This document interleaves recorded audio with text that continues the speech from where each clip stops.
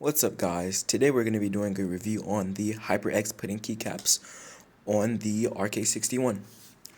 These keycaps let a lot of RGB through and they feel very nice and they have a very nice font in my opinion.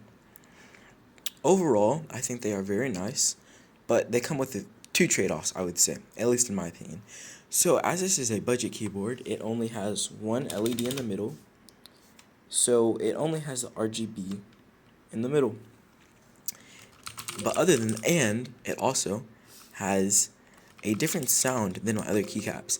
Those keycaps are cheaper and don't have as good as a font or feel, so I think I will be sticking with these, and they are very nice. So here's a quick sound test for you guys.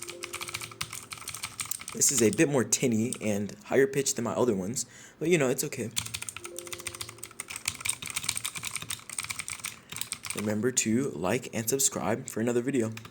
Thank you.